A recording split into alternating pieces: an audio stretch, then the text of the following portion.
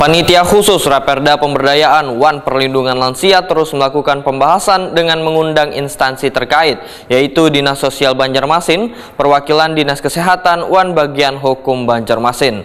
Raperda ini nantinya akan mengayomi lanjut usia, baik masih produktif maupun yang sudah uzur, sehingga bisa dibantu pemberdayaannya menyesuaikan kemampuan. Panitia khusus Raperda Pemberdayaan Wan Perlindungan Lansia terus melakukan pembahasan dengan mengundang instansi terkait, yaitu Dinas Sosial Banjarmasin, Perwakilan Dinas Kesehatan Wan Bagian Hukum Banjarmasin di ruang Komisi 4 DPD Banjarmasin jelang tengah hari Rabu 31 Agustus 2022. Lama kesejahteraan lanjut usia atau pemberdayaan atau kawasan ramah lanjut usia. Ketua Pansus Raperda Pemberdayaan Wan Perlindungan Lansia Amalia Handayani Wetakuni Prima TV memedahkan masalah judul dari Raperda ini masih dikonsultasikan dengan bagian hukum Sekretariat Pemerintah Kota Banjarmasin untuk disampaikan ke Kemenkumham. Politisi Partai Amanat Nasional ini menyatakan Raperda ini nantinya akan mengayomi lanjut usia baik masih produktif maupun yang sudah ujur, sehingga bisa dibantu pemberdayaannya menyesuaikan kemampuan, sedangkan bagi yang ujur adalah tanggung jawab pemerintah kota untuk memenuhi kesejahteraannya.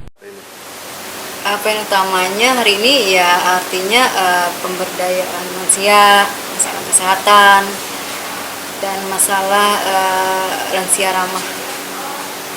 Yang di situ nanti ya tercakup apa sih hak-hak lansia yang nanti yang akan didapat, karena kan hari ini juga kita mengundang beberapa SKPD termasuk SKPD kesehatan, dari kesehatan, dari sosial, dari bidang hukum. Apa Bu haknya nanti yang didapat lansia Bu ketika ada di dalam Perda ini yang dipiananukan?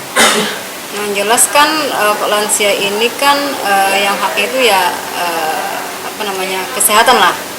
Kesehatan, karena kan kalau sudah menyangkut masalah lansia kan ada lansia yang produktif ya.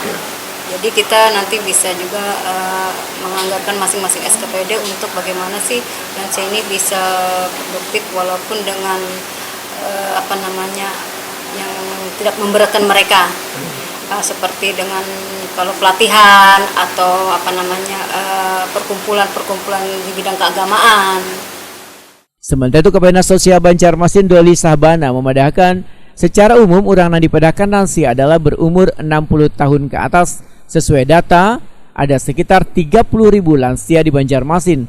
Namun sebagian ada yang dikategorikan mampu, sedangkan Dinas Sosial Banjarmasin khusus menangani yang kada mampu, sehingga perlu adanya peraturan daerah ini. Nah, kalau yang lansia mampu ya usia 60 ke atas, banyak kan yang 60 ke atas, tapi yang pensiunan 60 itu kan kemudian warga-warga Tionghoa itu kan tua-tua, tapi kan mereka mampu. Nah itu ya di luar jangkauan kita itu. Tapi nanti ada pelindungan dan ada pemberdayaan. Nah, yang non potensial ini kan ya. Pemberdayaan contohnya seperti apa? Pemberdayaan mereka artinya mempunyai potensi bagus, mereka bisa dikaryakan atau punya keahlian apa seperti itu kan bisa di. Nah itu nantinya kita menggandeng dengan pihak swasta atau masyarakat untuk memanfaatkan mereka. Kalau yang belum ada kemampuan, ya jadi tanggungan pemerintah itu ya. Itu yang kita garap supaya mereka bisa dilayakkan sebagai wajar gitu, itu berwajar. Selama ini kan mereka banyak yang kekurangan segala macam. simulasinya dengan pemberian bantuan aja apa atau pelatihan atau semacamnya Pak? Kalau yang potensial ada pelatihan. Kalau yang kada? Yang kada itu kan mungkin dengan simulasi bantuan dan juga bimbingan mental. Doli Sahbana berharap dalam pembahasan Raperda ini nantinya kada hanya mengenai bantuan sosial yang diberikan pada lansia, namun berkembang pula pada tempat yang harus ramah bagi lansia.